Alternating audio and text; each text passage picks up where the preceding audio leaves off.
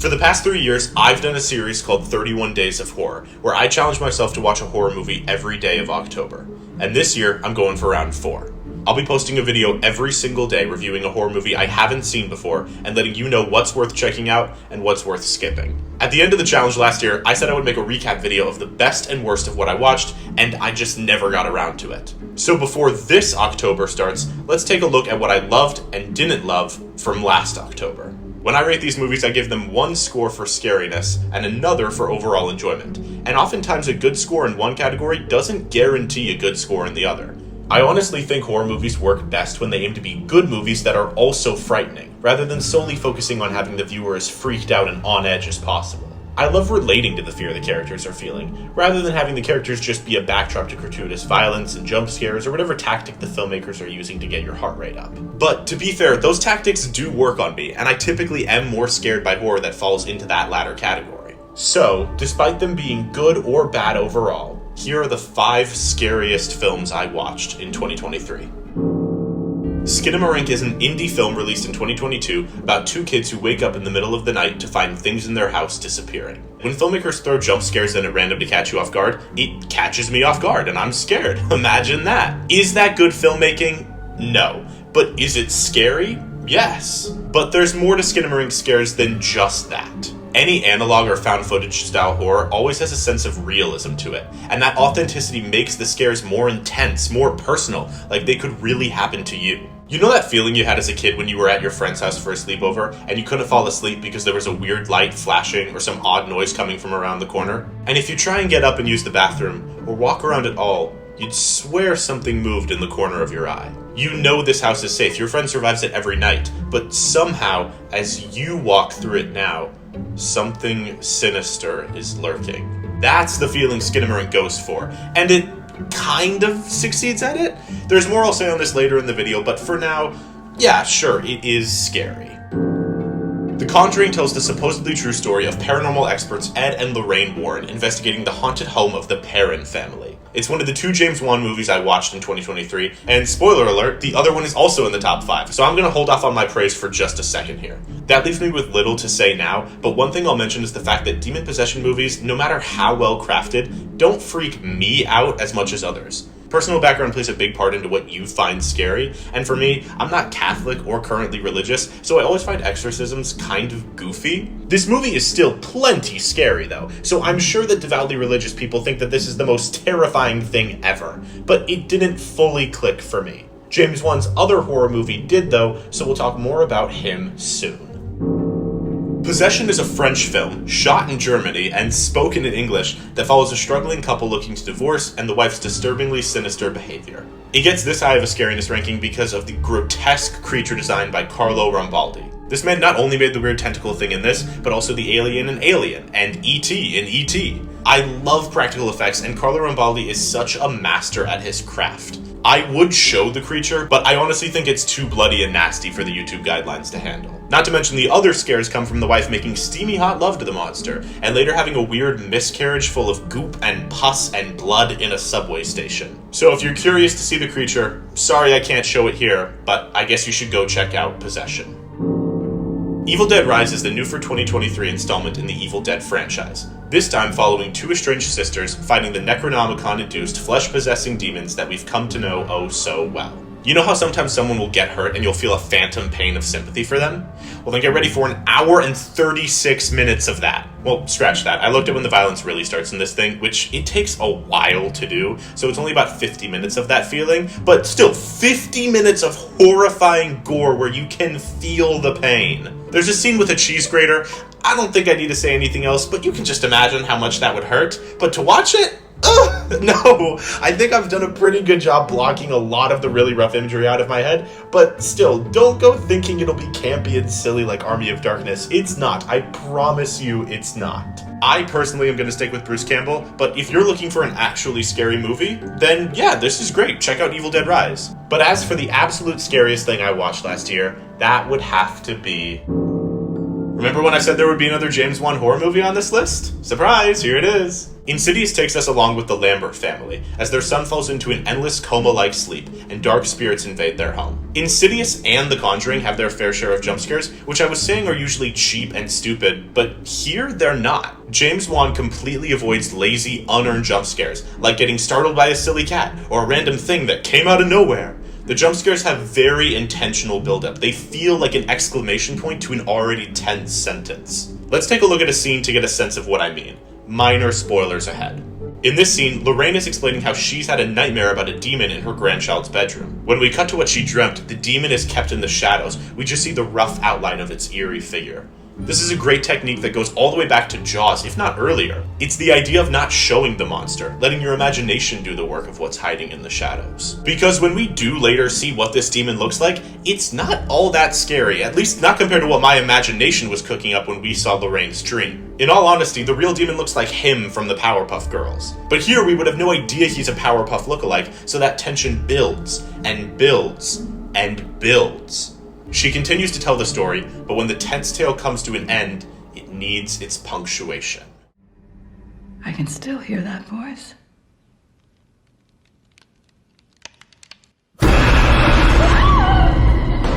What? That is a good jump scare in my opinion. It's a continuous thought that coherently goes with what's being said. No random noise, no scary face for no reason, but rather a scary noise and scary face that literally parallels exactly what was being said. She tells us she can still hear that voice. What else should we expect but to cut to that voice she's still hearing? James, thank you for doing an amazing job building tension and having well-deserved jump scares as payoff. I appreciate it. That about covers everything for scariness. I could talk about the least scary films, but that's kind of boring and it just ends up being me repetitively saying that it wasn't scary. But for overall enjoyment, explaining how the movie is as a movie, and not just in terms of scares, well, that's fun to talk about the really good ones and the really bad ones. I'm not going to go into full detail for all of them, just the very best and worst. If you're curious about my extended thoughts on these movies, you can check out my YouTube shorts to see the posts from every day last year. But anyway, as for the very worst I watched last October, boy do I have things to say. I hated this. I'm so mad I had to place it top 5 for scares, but it does deliver on scares, even though its jump scares are the exact antithesis of what made Insidious work so well. Gone are the joys of James Wan's setup and payoff. This is just nearly 2 hours of silence, occasionally broken up by startling noises or imagery. You know those videos where it's like 1 hour of silence occasionally broken by... That's what this is, but with jump scares instead of memes. And it's a movie, and I'm supposed to give it my undivided attention when it's giving me nothing in return for the majority of its duration. The camera work and editing is abysmal, and that's supposed to be the point, but just because something's intentional doesn't mean it's good. There's also no plot. I mean, there's the base idea that 2 kids wake up and everything goes missing, but all that happens is things go missing. That's not a plot, that's a sentence. Where's the rising action? Where's the climax? Where's the falling action and resolution? Where's the character arcs? Where's anything other than just dark shots of walls and corners? I cannot stand this thing, but I know some people love it. If you like Skinamarink, you should leave a comment telling me why. I'd really love to hear your perspective. And if you're curious to see if it really is this bad, honestly, check it out. You might completely disagree with me, and that's okay. But for me, this was easily the worst thing I watched in 2023. Far worse than the next one. Trick or Treat is an anthology horror comedy that tells 4 separate yet interwoven stories that all take place on one Halloween night. While this is the second worst thing I watched in 2023, by comparison to Skinamarink, I loved this movie. I mean, I didn't, but don't lump these two together as equally bad. Trick or Treat has a big cult following, and I can totally get why people would love this, it just wasn't for me. I thought it was too campy, overly stupid, dare I say. Not so bad it's good, just so bad it's bad. It's also aged horrendously. They bully an autistic kid, make fun of fat people. It's got pretty much every trope you'd expect from a tone-deaf early 2000s comedy. I definitely love to rewatch this with a fan of Trick or Treat so they can point out what they like about it, because I could totally see myself coming to love this. The next 5 worst movies, 29 through 25, are all Universal monsters. Last year I had a little sub-challenge where I tried to watch every single classic Universal monster movie, and some of them were a lot better than others. These bottom 5, in order of release, not ranking, are Dracula, Frankenstein, The Mummy, The Wolfman, and Creature from the Black Lagoon. Like I said, a few other classic monsters ranked much higher than these, but I don't care. We're actually going to talk about all of them right now.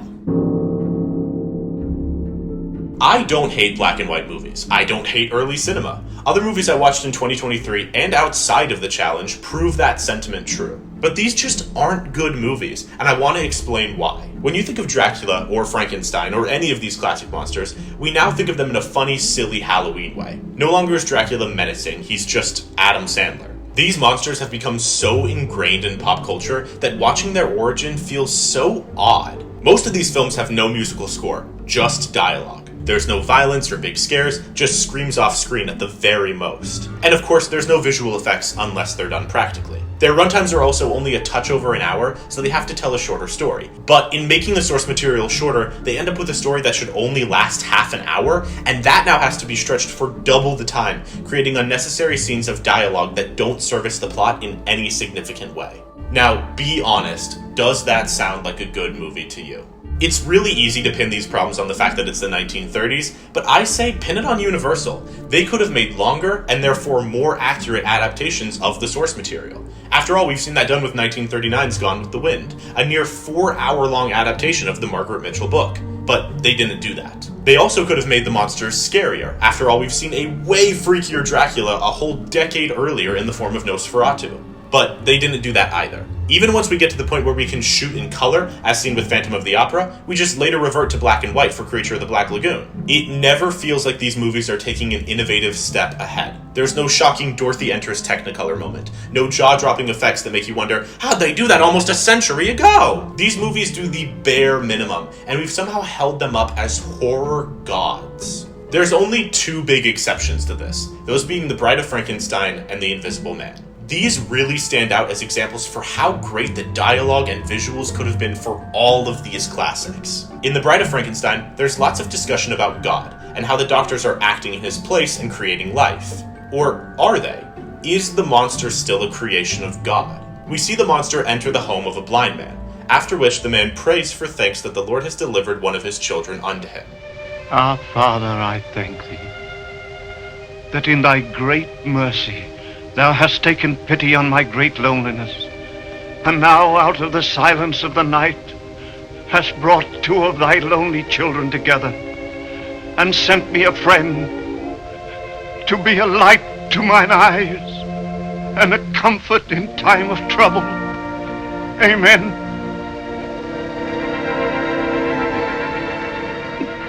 That's such a powerful moment. He's seen as a beast by everyone who can see him, but those who can't see him are forced to realize that even though he's a creation of multiple dead humans, he still is human at his core. Dr. Frankenstein didn't fully make this monster. The monster came from humans. So as they try to make another monster, a bride for their first creation, they forget it's not a monster he needs compassion from. It's humans, because that's what he is.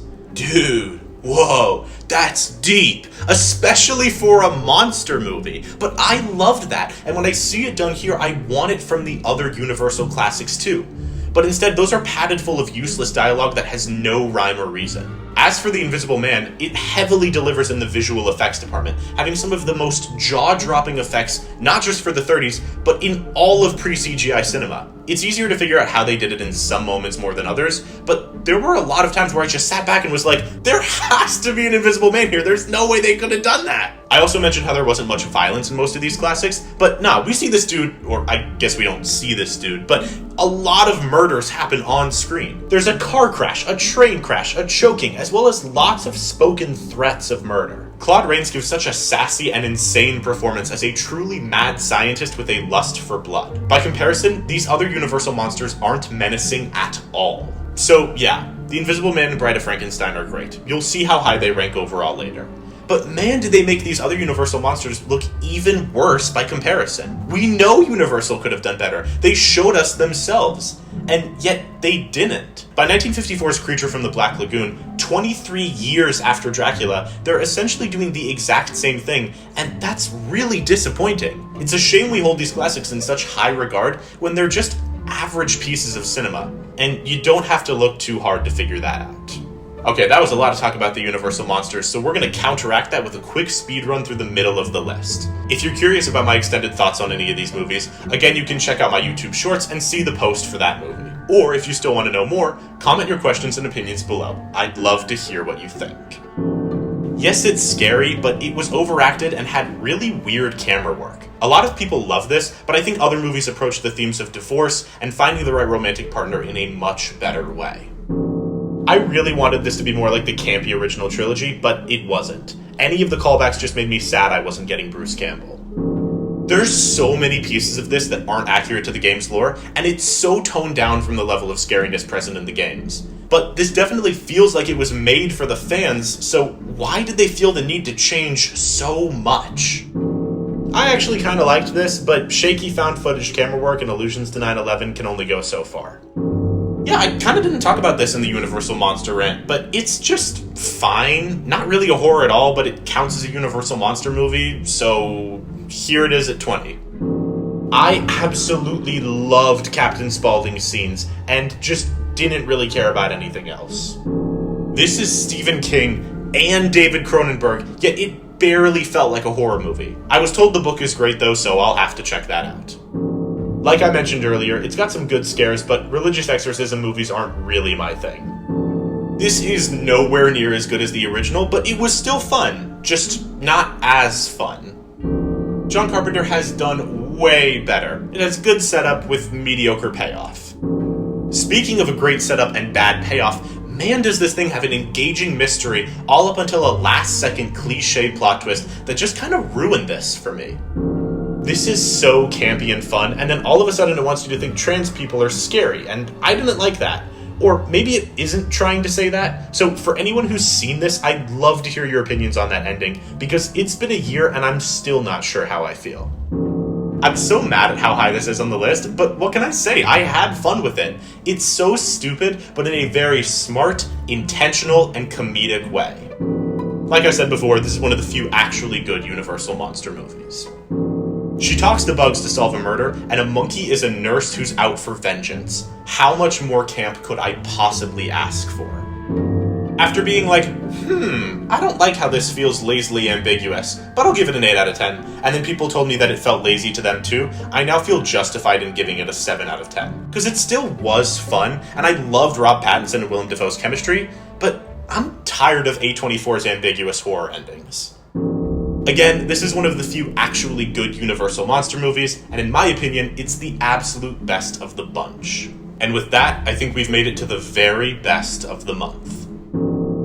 For being one of the oldest movies I have ever seen, literally released over a century ago, Nosferatu is so impressive. But I don't know how much of that I can put on the original movie, and how much needs to go to the people that made this specific cut of the film. For those who don't know, Nosferatu is in the public domain, as the original film was banned by Bram Stoker, the author of Dracula, for copyright infringement. Even though Nosferatu isn't about Count Dracula, as it's about Count Orlok, it's very obviously similar enough that it was able to be banned. Any copies that remained were thus put into the public domain, and have been remastered by different companies. I watched the version remastered by Eureka Entertainment, as they color tinted the film like it was originally intended to be. But they also had to take a lot of creative liberties in translating the text that appears on screen, adding in a new score, and so many other pieces of remastering this I can't even begin to imagine. So I don't know how much of what I watched is the original vision, and how much is Eureka Entertainment's vision, but hey, I liked it. Count Orlok's design is so frighteningly gross, and I love the use of shadow to make his already long fingers elongate further. The whole movie is just so off-putting in a really great way. I cannot wait to see Robert Eggers' remake later this year. I'm sure he's going to do amazing justice to this classic. But I'm also super upset it won't be coming out this October for me to do as a part of the 2024 challenge.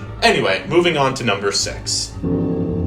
Funny Games is about two young men that take a family hostage in their vacation home, and it was deeply disturbing. Director Mikael Haneke very clearly uses Funny Games as a way to call out audiences on their expectations for horror and complacency with violence. When we're watching a slasher or any scary movie with a killer and victims, we have a set expectation for what happens. The killer gets one victim nobody really cares about early on, then the tension builds as we wait for another death, and by the end only 2 people survive, and we expect them to fight back and defeat the killer. But is real life like that? Do killers wait to build tension? Do those that have been tortured really have the strength to murder their murderer?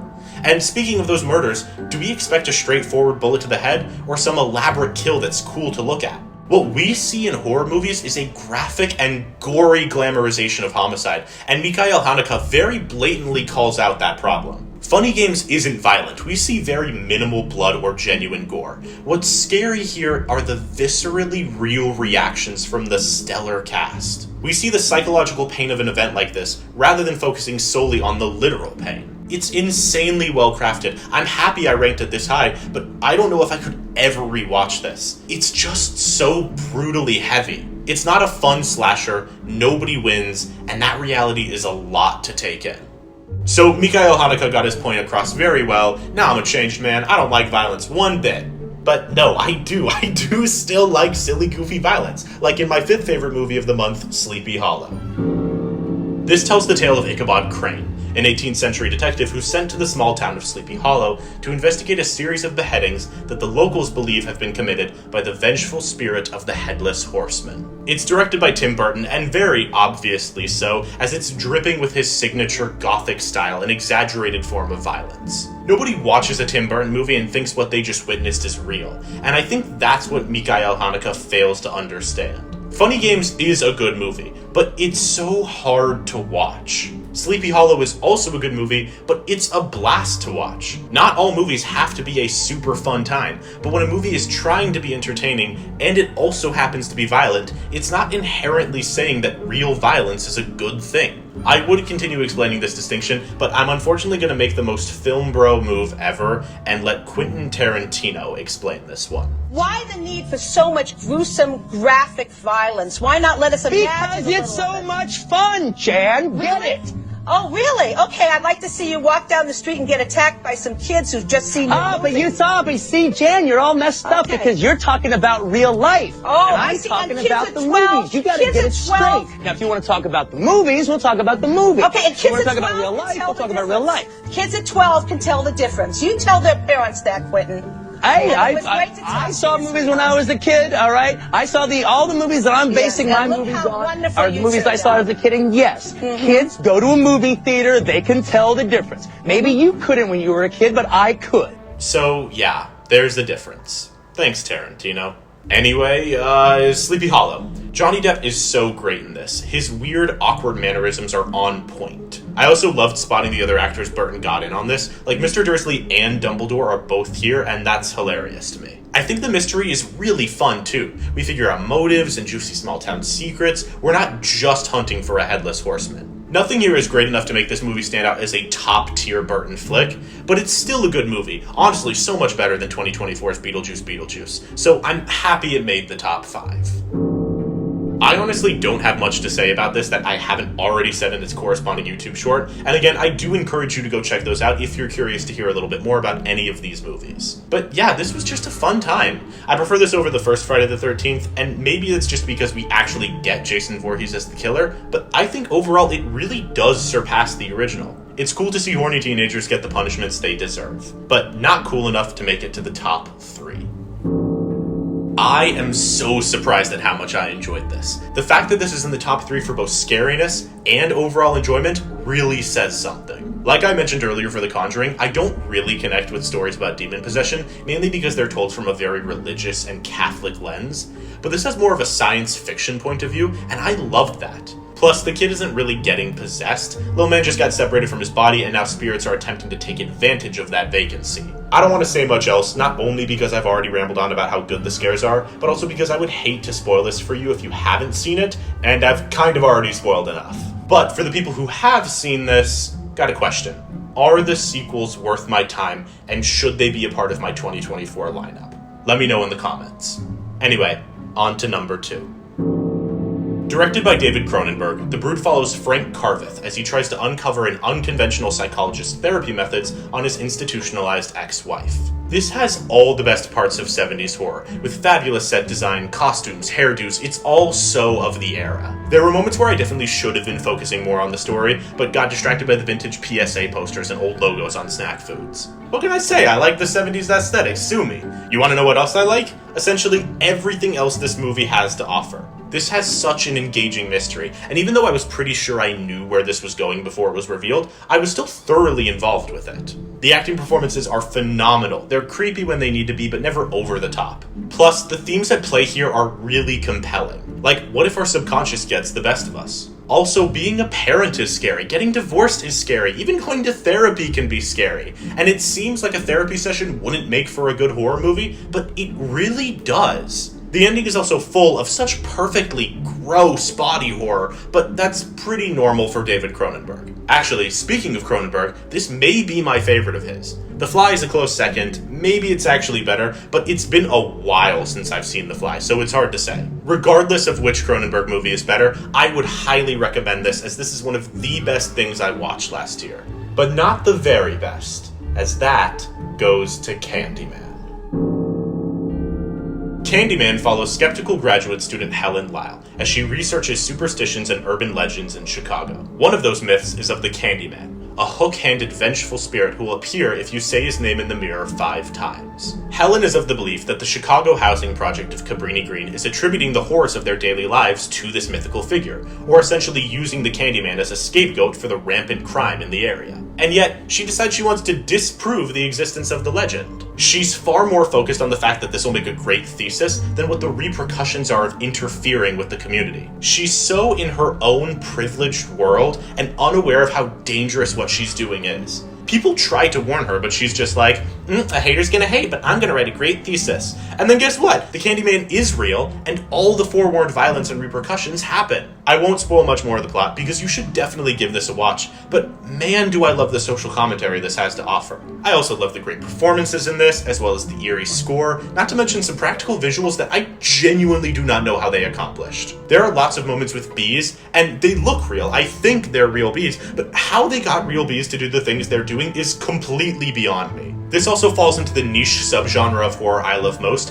which is everyone doubting the white female lead even though she's right. I don't know why those in particular are always so compelling to me, but they are. Rosemary's Baby, Midsummer, The Ring, Silence of the Lambs, all of those fit into that category and are phenomenal pieces of horror media. And Candyman is too. So yeah, that's what I watched last year. I'd love to hear your thoughts as well as your recommendations for what I should watch this year. If you like this video, you should definitely consider subscribing. There's lots of great content already on my page and plenty more to come this upcoming month. If you're curious to see what I watched for the even earlier challenges in 2022 and 2021, their ranked lists are on my Letterboxd, Jake Movie Nerd. See you tomorrow for the first day of the 2024 31 Days of Horror.